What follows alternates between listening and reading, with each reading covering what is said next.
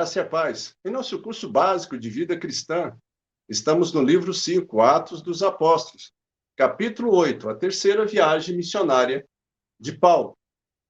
No tópico 1, Paulo em Éfeso, recomendamos a leitura de Atos do capítulo 19, versículo 1, ao capítulo 20, versículo 35. Tratamos os seguintes assuntos. Quais os propósitos da operação de Deus no ministério de Paulo, através dos milagres especiais em Éfeso? Qual o nome da cidade onde Paulo pregou um sermão que durou toda a noite? E hoje, no tópico 2, Paulo em Tiro e em Cesareia, recomendamos aí a leitura de Atos, no capítulo 21, versículo 1, até o capítulo 23, versículo 10. Amém, amados? Observe, tendo deixado Mileto, o apóstolo Paulo, juntamente com seus companheiros, prosseguiram viagem à Palestina, tendo desembarcado em Tiro, e aproveitando ali o tempo para o desembarque da carga, Paulo se encontra com os irmãos. Ali permaneceram durante 7 dias, tempo suficiente para despertar nos crentes daquela cidade um profundo amor para com eles. Então, observe, amados, o verdadeiro cristianismo envolve profunda comunhão fraternal. Assim, deve ou deveria acontecer também nos nossos dias. À medida em que passavam de um porto para outro, mais e mais ficavam claro os perigos que estavam reservados na cidade de Jerusalém. A hospitalidade dos judeus para com os gentios tinha aumentado, na graça de Deus. Mas Paulo estava convicto de que a viagem a Jerusalém estava dentro dos planos soberanos de Deus, de modo que estava disposto a não somente ser preso, mas a morrer por ele, se isso se fizera necessário. Lá em Atos, no capítulo 21, versículo 15, nós temos a seguinte expressão: passado aqueles dias, tendo feito os preparativos, subimos para Jerusalém. Mas observe, talvez lhe passasse pela mente que Jesus, o seu mestre, tivera a sua face voltada para Jerusalém há muito tempo passado, ainda que soubesse que a sua ida para Jerusalém era a concretização da sua morte. Mas Jesus permaneceu firme. Então, a firmeza do caráter de Paulo levou os cristãos que até há pouco haviam rogado a ele que não subisse a Jerusalém, a real certeza de que Paulo estava sob a orientação soberana da vontade de Deus. E então exclamaram, como está registrado em Atos 21, versículo 14, como, porém, não o persuadimos, conformados, dissemos, faça-se a vontade do Senhor. Mas observe, chegando em Cesareia, Paulo encontra-se com Filipe outra vez. Filipe era um dos 7 diáconos escolhidos pelos apóstolos em Jerusalém, lá no capítulo 6, famoso evangelista. Ei-lo agora com a sua própria casa e com 4 filhas profetisas, mas continuando firme na obra do Senhor.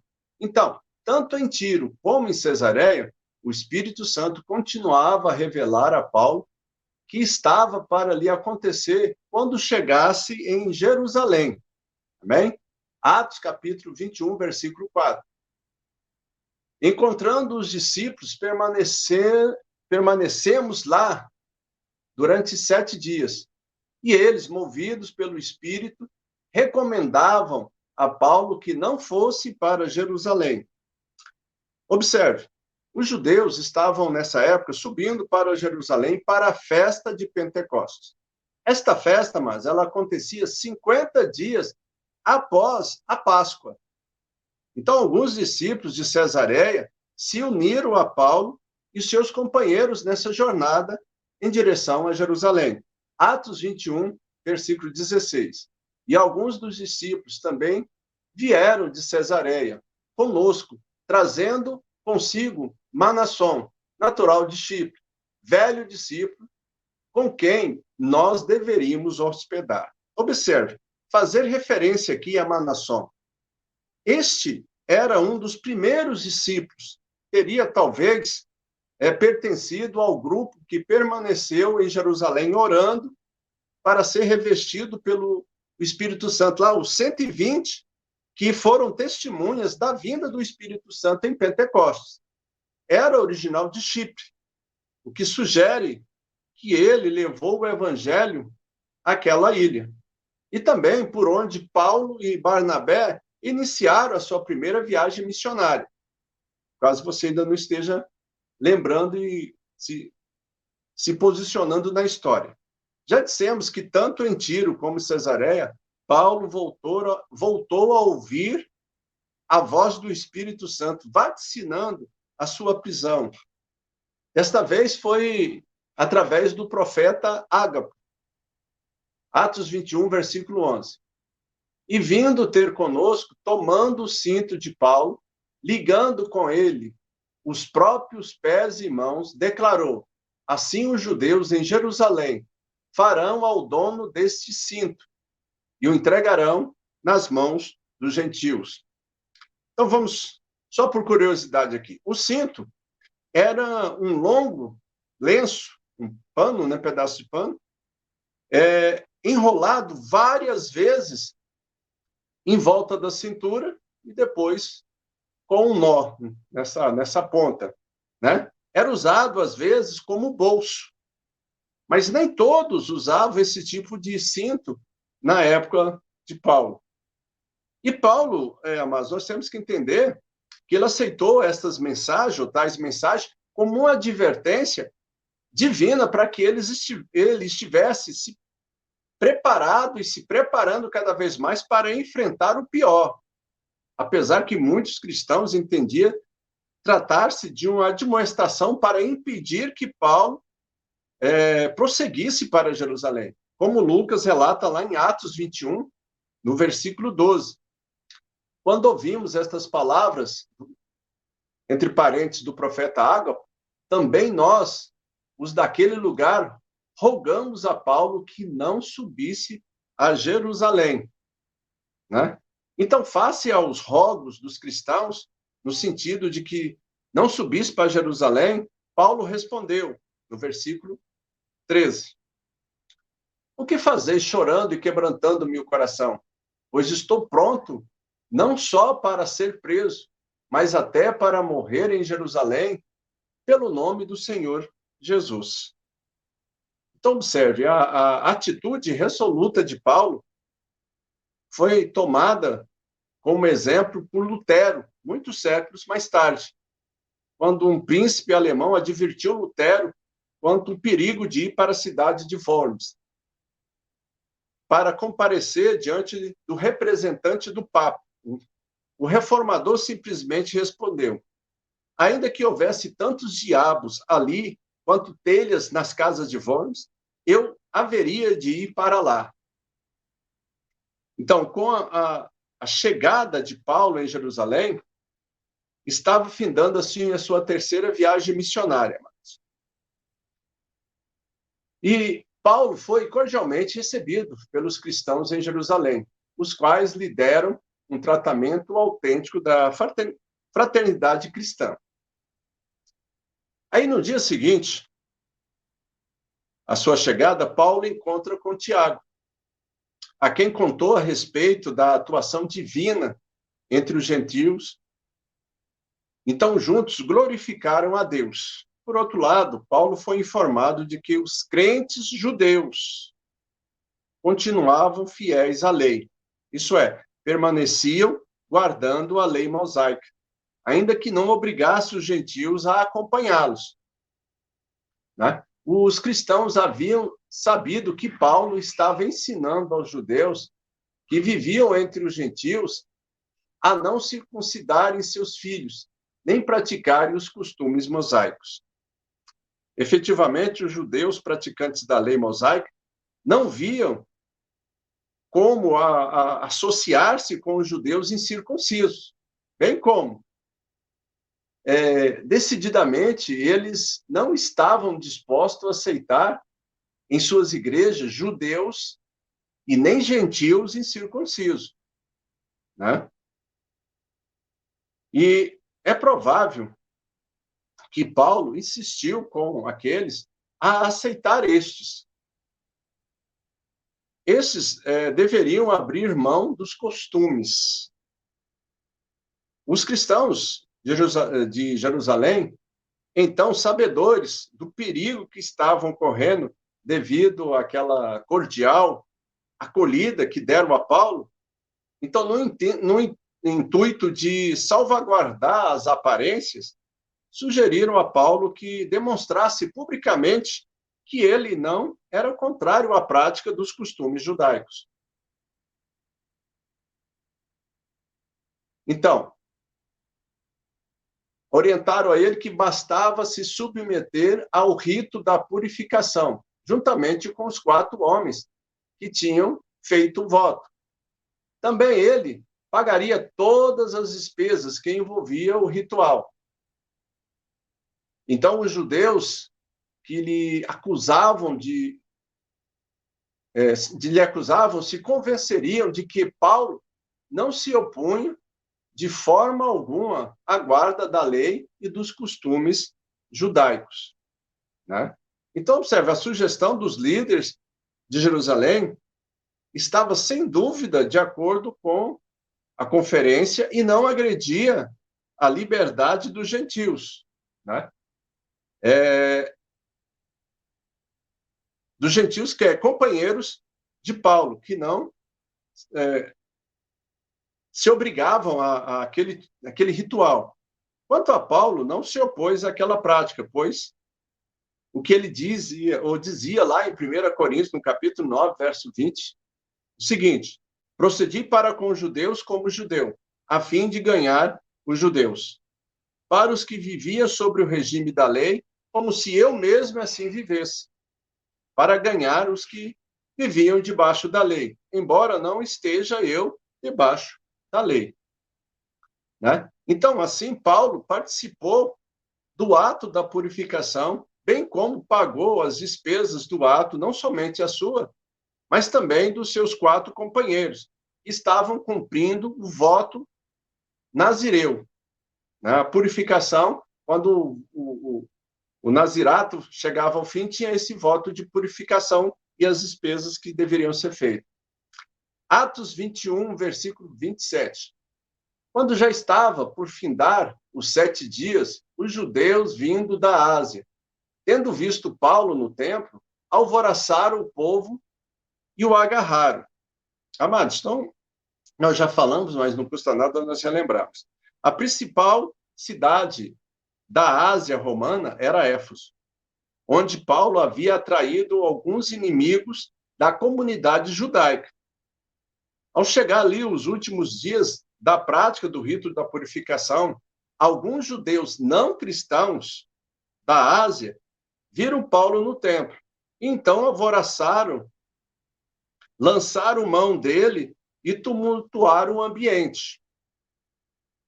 4 foram as acusações que levantaram sobre Paulo. Primeiro, Paulo não era leal ao seu próprio povo. Segundo, Paulo pregava que os cristãos não eram obrigados a participar das festas em Jerusalém, nem dos cerimoniais do templo. Terceiro, Paulo pregava que não era necessário guardar as leis mosaicas. Quarto, Paulo introduziu gregos no interior do templo, violando os santos dos santos. Assim, amados, irrompeu de repente um grande alvoroço, enquanto o povo, cheio de ira, arrastava Paulo para fora do templo, né? Isso é, vamos entender aqui. Arrastaram dos pátios internos para o pátio dos gentios, externos, espancando, né? E logo que saíram, as portas do templo se fecharam. Próximo ao templo ficava a fortaleza Antônia, na qual havia uma guarnição romana permanente de 480, podendo chegar até 600 homens. E nessa época, por ser época de festa, estava com a sua carga máxima 600 homens. Né? Então, os soldados postados nas torres da fortaleza vigiavam se havia algum tumulto, especialmente durante esses períodos especiais, em épocas de festas. Ouvindo falar da perseguição levantada contra Paulo, o comandante da guarda ali mandou soldados que livraram Paulo de ser trucidado pelo povo. Mesmo assim, o povo, enraivecido, empurrava os soldados com tamanha violência, né, que ao subirem ali as escadas da fortaleza, eles tiveram que carregar a Paulo, para que não fosse arrancado da proteção dos mesmos. E no topo da escada encontrava-se o capitão comandante da guarnição, a quem Paulo pediu permissão para falar à multidão. Okay? Então, concedida a oportunidade, Paulo dirigiu-se ao povo, não em grego, mas em aramaico, o que levou a um silêncio absoluto. Né? E Paulo fez um resumo da sua própria vida, a começar pelo seu nascimento, a sua formação, a sua religião, como perseguiu a igreja do Senhor. Porém, ao mencionar que fora comissionado a evangelizar os gentios, novamente o povo explodiu em fúria. Atos 22, versículo 23. Ora, estando eles gritando, arrojando de si as suas capas, atiravam poeira para os ares. E é bom que nós fazemos um esclarecimento, amados. Jogar o pó sobre a própria cabeça era sinal de luto, ok? Sacudir o pó das sandálias significava remover o que era impuro, que você tivesse pego em algum lugar. Né? Nós vimos algumas menções disso nos evangelhos. Né? Os discípulos, quando fossem recebidos, eles podiam sacudir o pó das sandálias na saída da cidade para remover a impureza daquela cidade. E, possivelmente, ainda que sacudisse o pó das roupas despidas, porque eles arrancaram as capas, tem aqui um contexto de repúdio à pessoa de Paulo. Tá? Então, assim, o comandante, confuso, mandou o apóstolo que o apóstolo fosse açoitado. Né? Paulo, então, declarou ser cidadão romano, o que lhe favoreceu escapar da sanha do povo e do flagelo que seria imposto pela guarnição romana. Atos 22, versículo 25. Quando o estavam amarrando com correias, disse Paulo ao centurião presente: ser-vos-á, porventura, lícito açoitar um cidadão romano sem estar condenado? Mas observe, mesmo que Paulo não fosse cidadão romano, o comandante não teria autoridade para julgar um homem da província pertencente a outra jurisdição. No entanto, era permitido, por lei, açoitar escravos e estrangeiros para extrair uma confissão ou descobrir a verdade sobre determinado assunto. As leis de Porciano e Valeriano protegiam os cidadãos romanos desses açoites, sem o julgamento prévio. Então, eles estavam parados pela lei. Né? Como as acusações contra Paulo envolviam aspecto da legislação judaica, Lísias, o comandante da guarnição romana, mandou Paulo à presença do Sinédrio para ser julgado. Entendendo novamente, o Sinédrio era a corte suprema da Judéia, ou dos judeus. Diante do Sinédrio, Paulo se sentia de igual para igual. Olhando detidamente para o conselho, aos seus membros, se dirigiu chamando de irmãos, como nós vamos ver em Atos, capítulo 23, versículo 1.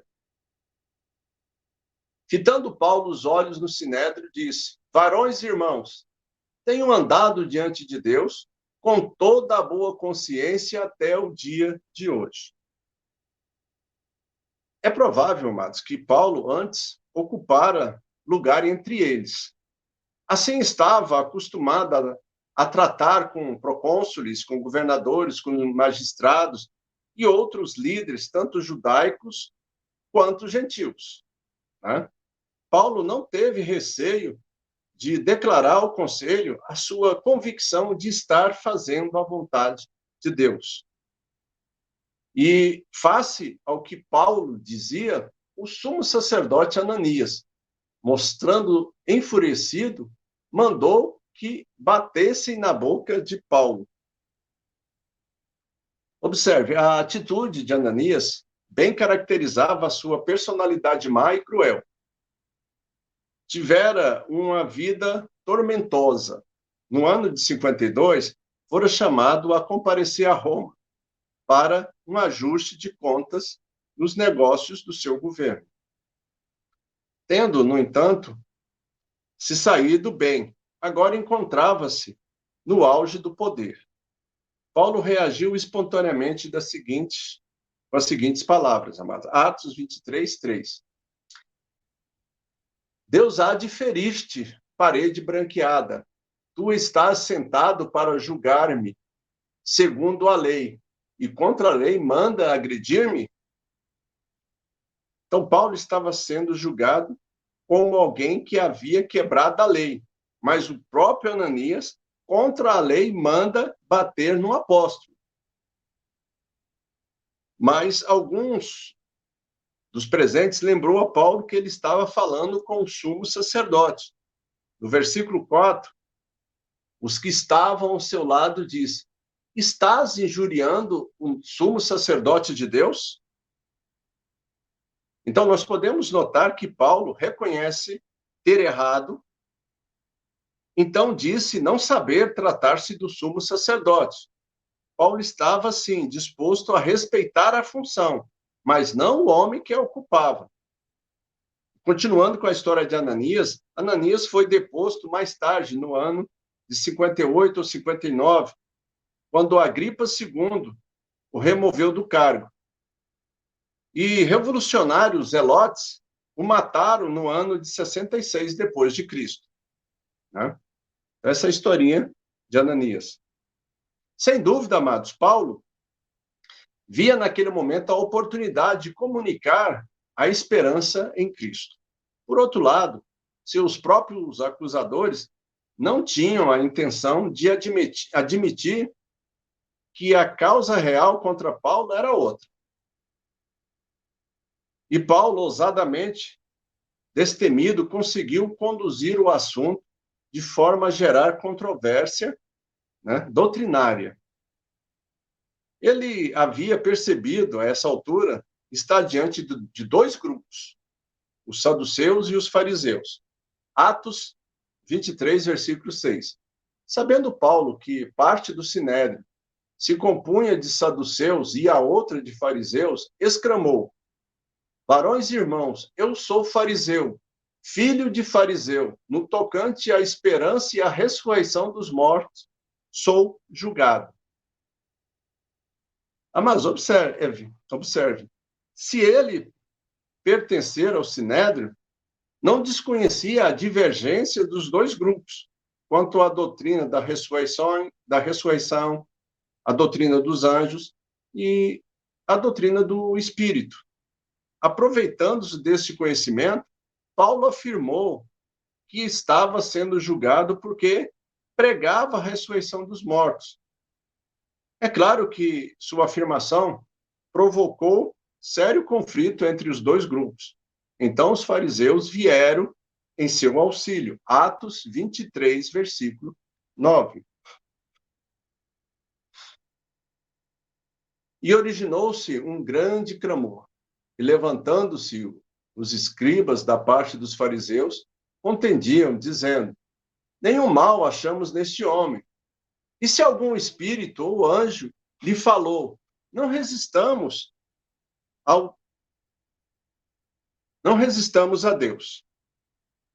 Então, a estada de Paulo entre os membros do Sinédrio nada contribuiu para a solução do problema levantado contra o apóstolo. Assim sendo, e para nós encerrarmos, né? Assim sendo, o comandante da guarda que protegia a Paulo, ainda confuso, dissolveu a reunião e mandou que Paulo fosse levado de volta à fortaleza. Sabedor mais tarde, porém, que havia uma conspiração para exterminar com Paulo, ele mandou que levasse para Cesareia, tarde da noite, protegido por uma escolta bem armada, né? E Paulo estava sendo enviado para Félix, procurador romano da Judéia. Amém? Nós ainda vamos permanecer em alguns assuntos com relação a isso na próxima aula, no capítulo 9, né? Onde Paulo, o prisioneiro do Senhor, no tópico 1, Paulo é levado preso para Cesareia. E nós recomendamos aí a leitura de Atos 23, do versículo 11 ao capítulo 24, versículo 27. E nós tentaremos explicar e resolver algumas questões. Quais as 3 acusações feitas por Tertúlio contra Paulo perante o governador Félix, né? Tertúlio foi um advogado que foi contratado para acusar Paulo diante do governador, amados. Segundo, qual a defesa apresentada por Paulo e o que é aceita do caminho? Amém? Amados, nós continuamos pedindo aí para que você esteja divulgando o canal, levando essas aulas para você fazer estudos com seus amigos, parentes, né? Para que nós possamos crescer em conhecimento e graça. O nosso objetivo aqui é de pregar o evangelho, de levar as pessoas a conhecer aquilo que o Senhor Jesus tem feito e fez por cada uma delas, além de nós aprendermos a darmos razão à nossa fé. Amém? Que nós possamos, né, divulgar o canal, deixar um like, fazer os comentários ali, deixar suas perguntas nos comentários, se você tiver alguma dúvida, alguma questão, né? Esteja participando. É uma forma de nós também crescermos, observando os comentários, observando as perguntas, né? Vamos juntos fazer a obra do Senhor, evangelizando e levando a palavra a todos. Que Deus abençoe os irmãos e até a próxima aula.